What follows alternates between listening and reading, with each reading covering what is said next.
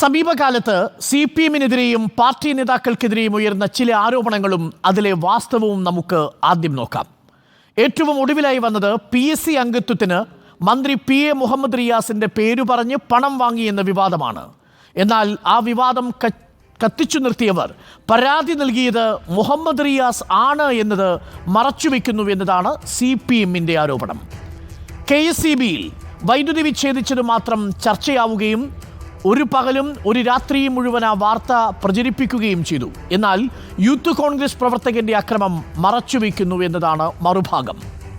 CMRL വിവാദത്തിലടക്കം മുഖ്യമന്ത്രിക്കെതിരെ അഴിമതി ആരോപണത്തിന്റെ ശരങ്ങൾ എയ്യുന്നു.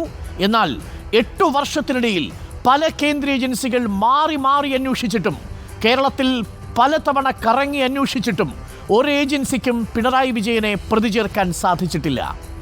ഇനി സ്വപ്ന സുരേഷിനെ മുൻനിർത്തി ആരോപണങ്ങൾ ഒരുപാടുണ്ടായി. സ്വർണം കടത്തി, ഡോളർ കടത്തി, അത് ചെമ്പുപാത്രത്തിൽ കടത്തി, ചെമ്പ് ബിരിയാണിയിൽ കടത്തി, ബിരിയാണി ചെമ്പിൽ കടത്തി, ഖുറാൻ എന്നിങ്ങനെ പല പല ആരോപണങ്ങളുടെ പെരുമഴ പെയ്യിച്ചു. വാസ്തവം ഇതിലൊന്നിലും CPM-ന്റെ നേതാക്കളെ പ്രതി ചേർക്കാൻ സാധിച്ചില്ല കേന്ദ്ര അന്വേഷണ ഏജൻസികൾക്ക്.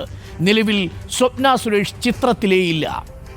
SFIയുമായി ബന്ധപ്പെട്ട വാർത്തയിൽ SFI അക്രമം നടത്തുന്ന സംഘടനയെന്ന് വ്യാപകമായി പ്രചരിപ്പിക്കാൻ ഒരു ശ്രമമുണ്ടായി. എന്നാൽ അതേസമയം മട്ടന്നൂരിലെ പഴശ്ശിരാജ കോളേജിലടക്കം മറ്റു സംഘടനകളും അക്രമം നടത്തുന്നു എന്നത് SFIയുടെ പ്രവർത്തനങ്ങളെ കാണുന്നവർ കാണാതെ പോയി.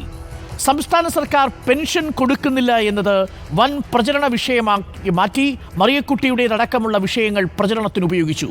വാസ്തവം മറുഭാഗത്ത് കേന്ദ്രവിഹിതം കിട്ടാത്തത് മറച്ചുവെക്കുന്നു എന്നതും. കേന്ദ്ര സർക്കാർ സംസ്ഥാനത്തിന് പ്രത്യേക സാമ്പത്തിക സഹായം അനുവദിച്ചു എന്നത് വ്യാപകമായ പ്രചരണമാക്കി മാറ്റി. എന്നാൽ ലഭിച്ചത് നികുതി വിഹിതമായി ലഭിക്കേണ്ടവ എന്ന് പറയുന്നില്ല. നികുതി വിഹിതം 2736 കോടി രൂപ, IGST-യുടേത് സെറ്റിൽമെന്റിനായുള്ള 1386 കോടി രൂപ, കേരളത്തിന് അർഹമായ 13650 കോടി രൂപയുടെ വായ്പാനുമതി കേന്ദ്രം നിഷേധിച്ചത് മറച്ചുവെക്കുന്നു. AKG സെന്റർ ആക്രമണത്തിൽ CPM ആസൂത്രണം ചെയ്തത് എന്ന നിലയിൽ മാസങ്ങളോളം സംസാര വിഷയമാക്കി. ചർച്ച കിട്ടിയോ എന്ന് ചോദ്യങ്ങൾ ചോദിച്ചു.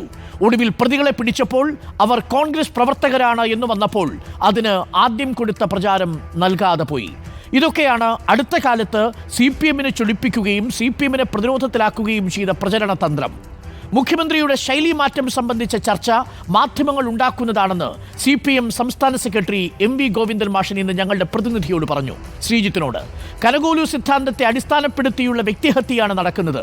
വ്യക്തിഹത്യ ഒരു രാഷ്ട്രീയ മുദ്രാവാക്യമായി ഏറ്റെടുത്തിരിക്കുന്നുവെന്നും MV ഗോവിന്ദൻ റിപ്പോർട്ടറിന് അനുവദിച്ച പ്രത്യേക അഭിമുഖത്തിൽ പറഞ്ഞു.